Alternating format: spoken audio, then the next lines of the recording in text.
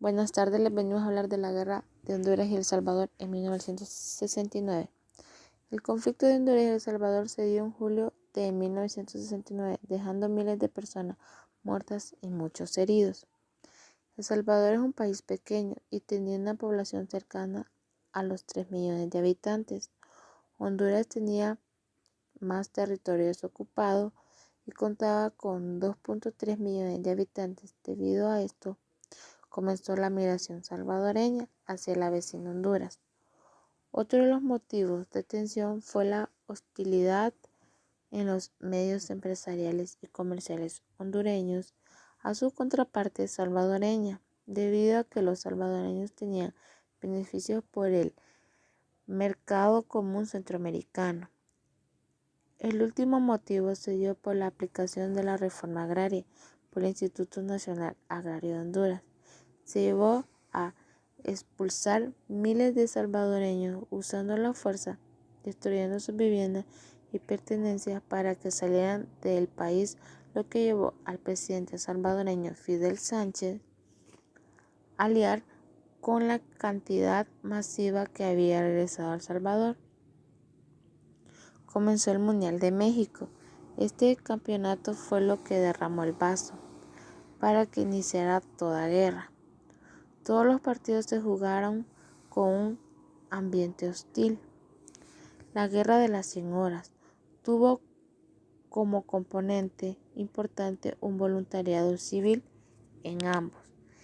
En 1969, la Fuerza Aérea Salvadoreña estaba probablemente equipada y poco entrenada para cumplir misiones militares de carácter. Mientras tanto, la Fuerza Aérea estableció un eficiente programa de entrenamiento y asistencia material. La guerra la inició El Salvador el 14 de julio con el bombardeo con el aeropuerto Toncontín en Tegucigalpa, sede del cuartel general de la Fuerza Aérea Hondureña, y del aeropuerto de Mesa en STSS, sede del comando. El gobierno hondureño no hablaba, pues a su fuerza aérea no estaba en alerta, debido a que pasaban improbable un ataque salvadoreño.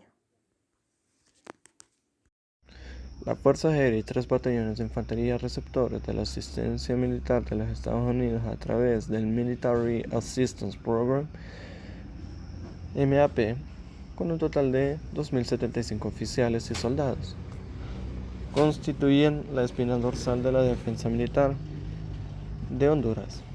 El primer batallón de infantería contaba con alrededor de 1.000 efectivos, el segundo batallón de infantería tenía 550, el tercer batallón de infantería disponía de 525 oficiales de tropa. En las 6 zonas militares contaban con más de 2.050 oficiales, o sea, hombres en batalla, ¿verdad?, en unidades de inferior calidad, comparados con los 3 batallones de infantería relativamente modernizados mediante el MAP. El sorprendido alto mando hondureño necesitó organizar varias zonas para salir de su estupor y comenzar a organizar el contraataque. La autorización para responder al ataque salvadoreño fue tomada por el presidente López Arellano. Alrededor de las 23 horas, es decir, más o menos 4 horas después del inicio del ataque salvadoreño, parece ser que el presidente hondureño y sus miembros de gobierno pensaron al principio que el ataque salvadoreño había sido una simple incursión aislada y que de cualquier manera un contraataque con todo el poder de las Fuerzas Armadas hondureñas expondría los recursos aéreos necesarios para apoyar a las fuerzas de infantería en los frentes de combate. El general López Arellano tenía un golpe de estado en plena guerra y no tuvo comunicación directa con el Estado Mayor de las Fuerzas Armadas durante las primeras 24 horas de la guerra, a pesar de que este tenía su sede en el Palacio Presidencial. En el Estado Mayor existía la impresión de que López Arellano no estaba capacitado para ejercer efectivamente el mando sobre las Fuerzas Armadas. Una situación de guerra. La respuesta hondureña al sorpresivo ataque salvadoreño se produjo en la madrugada del 15 de julio. La represalia hondureña contra la principal base aérea de la Fuerza Armada salvadoreña, Ilopango, realizada por 4 cazas corsarios, 3 F-4U-5N y un F-4U-4, causó solamente daños menores en el pavimento de la pista de taxeo y en un hangar. Sorprendentemente, un avión F-51 Mustang de las Fuerzas Aéreas Salvadoreñas que volaba a gran altura con la misión de proteger la base no descendió para entablar combate con los cazas hondureños, a pesar de recibir constantemente órdenes de atacar por la radio. Los mismos aviones que llegaron a Ilopango concibiendo el ataque descendieron minutos después sobre el puerto de Cutuco.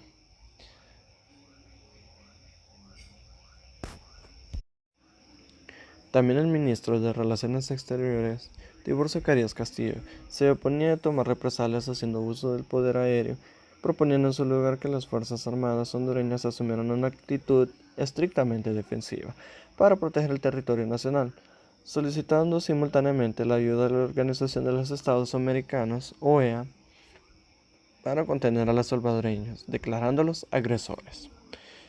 El 15 de julio, el Consejo de la OEA instaba, de conformidad con el artículo 7 del Tratado Interamericano de Asistencia Recíproca,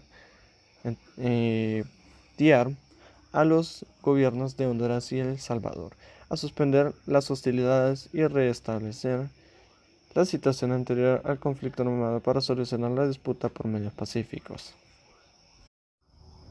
Según el ministro de Defensa salvadoreño en Acajutla y la Unión, la defensa antiaérea estuvo a cargo de la Marina Nacional y gracias a la valentía y el coraje con que se batieron los marinos contra el enemigo, los daños causados no alcanzaron a destruir por completo la refinería en Acajutla, ni los depósitos de combustible en la Unión, y pudimos contar con combustible necesario para que los vehículos de nuestra Fuerza Armada y gran parte de los civiles circularan sin problemas.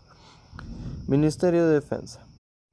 La Unión, sin encontrar oposición aérea, y acometieron con fuego de cañones y cohetes en los depósitos de asfalto y las instalaciones de almacenaje de combustible, causando algunos daños y produciendo espectaculares columnas de humo. Simultáneamente, 4 corsarios F-4U-4 procedentes de la base de la Fuerza Aérea Hondureña en la Mesa atacaron sin ninguna oposición el puerto de Acajutla con fuego de cohetes y ametralladoras, impactando e incendiando los tanques de gasolina y diésel de las instalaciones. Las pérdidas no fueron, sin embargo, catastróficas.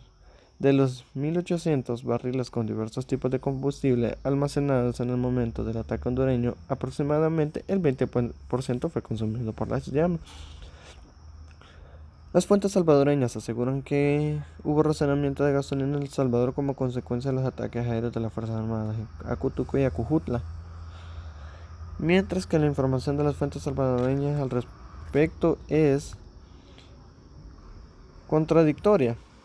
Después de los bombardeos de las fuerzas aéreas hondureñas en el interior del territorio salvadoreño, el presidente hondureño decidió prohibir las nuevas operaciones aéreas en la retaguardia enemiga, exponiendo una orden dirigida personalmente al coronel Soto Cano, jefe de las Fuerzas Armadas hondureñas, enfatizando que no debería comprometerse el proceso diplomático internacional que seguramente conduciría al aislamiento del gobierno salvadoreño. Los resultados del ataque de la Fuerza Aérea hondureña a la base aérea Ilopango fueron tan insignificantes como los del ataque de la Fuerza Aérea a Tocontín el 14 de julio.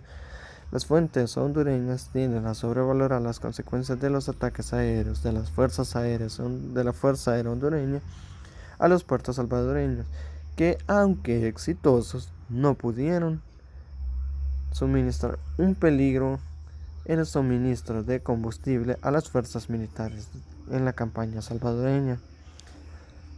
Las fuerzas aéreas salvadoreñas tenían suficiente combustible en tanques situados con sus bases en dispersión, como el ataque hondureño a las refinerías de petróleo era imprescindible. Más del 90% de combustible almacenado en los depósitos había sido trasladado a lugares seguros dentro del territorio nacional días antes de producirse el ataque.